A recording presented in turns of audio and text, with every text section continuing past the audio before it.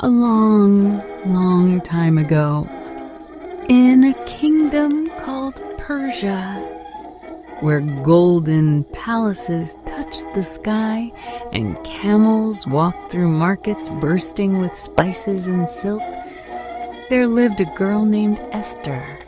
She was kind, gentle, and beautiful, but not just on the outside.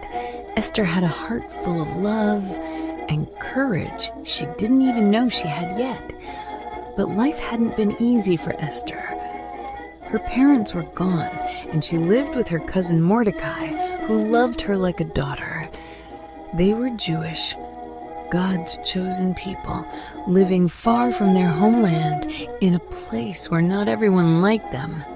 Esther lived a quiet life until one day everything changed. In the royal palace, King Xerxes was pacing back and forth, his crown tilted, his beard twitching. He had a big problem. The queen had disobeyed him, and now he needed a new one. So he sent messengers all over the kingdom shouting, "The king is searching for a new queen. Bring the most beautiful young women to the palace." Esther didn't ask to be chosen. She didn't even want to go. But the king's orders were the law. And before she knew it, Esther was swept into the palace with hundreds of other girls, her heart pounding like a drum. Now, there was something no one in the palace knew. Esther was Jewish. Mordecai warned her. Don't tell anyone yet. Just stay close to God and listen well. Esther obeyed. She prayed quietly each night and remembered Mordecai's words. And even though she missed home, she was kind to everyone. Her smile lit up the palace halls. The king noticed. And after many months, out of all the young women, he chose Esther to be queen. Yes, Esther, the quiet girl from a quiet family, now wore the crown. As Esther stood on the palace balcony, she gazed out over the vast kingdom, feeling the weight of her new role. She wondered what adventures and challenges awaited her as queen. But deep down, she knew she would need all her courage and faith for the days to come. Life in the palace was dazzling and busy. Esther learned new customs, met important people, and tried her best to be wise and fair. Every day, she remembered Mordecai's advice and stayed true to her heart, even as she wore the royal crown.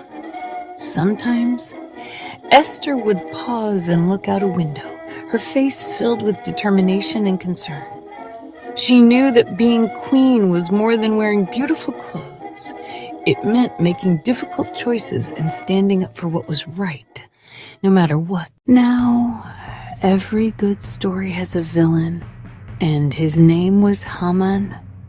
Haman wore fancy robes and thought he was so important.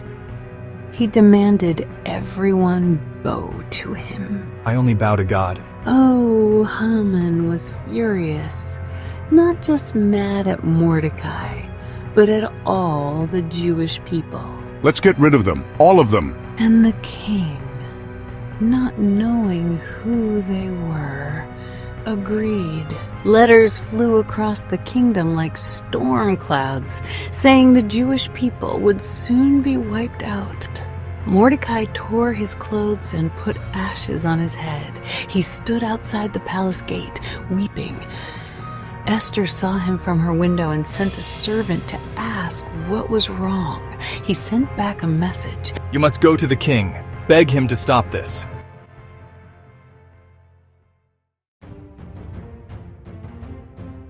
Esther froze. But no one can go to the king without being called. If I do, I could die. Then came Mordecai's words. Words that stirred her soul. Maybe you were made queen for such a time as this. Esther fasted. She prayed for 3 days. Her hands trembled, but her heart stood strong.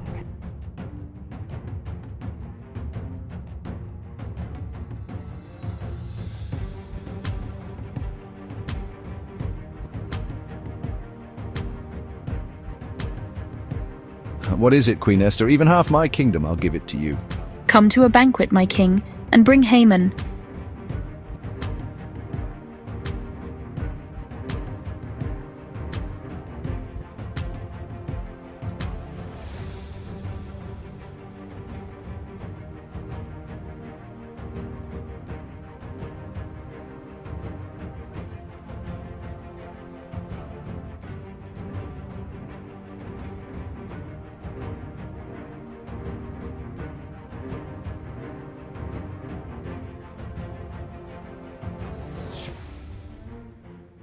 At the banquet, the king and Haman feasted and laughed. Now tell me, Esther, the king said, what's your request?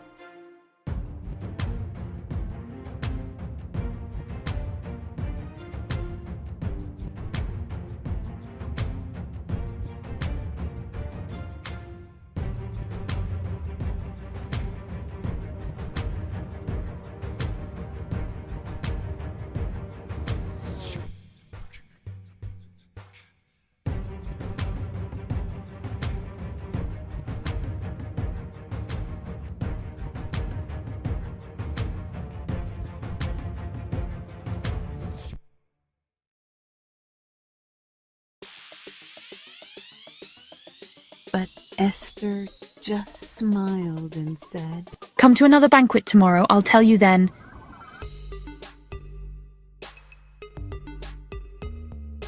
That night, Haman strutted home, bragging, "The queen invited me." But then he saw Mordecai, still refusing to bow. Build a gallows. I'll get rid of him myself. But what Haman didn't know was that his plan was about to fall apart. That night, the king couldn't sleep. He asked his servants to read old records to him, and they read about a man who once saved his life from an assassination plot. Who was that man? Mordecai, they answered. Did we ever thank him?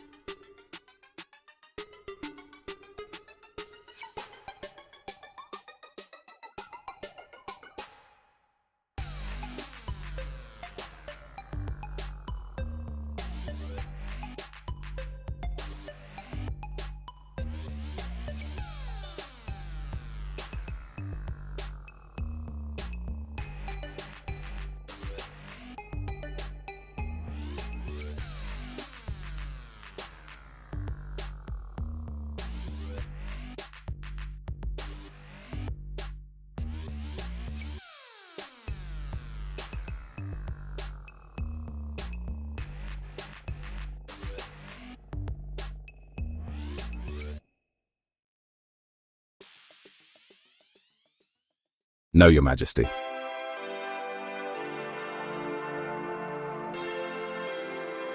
The king smiled.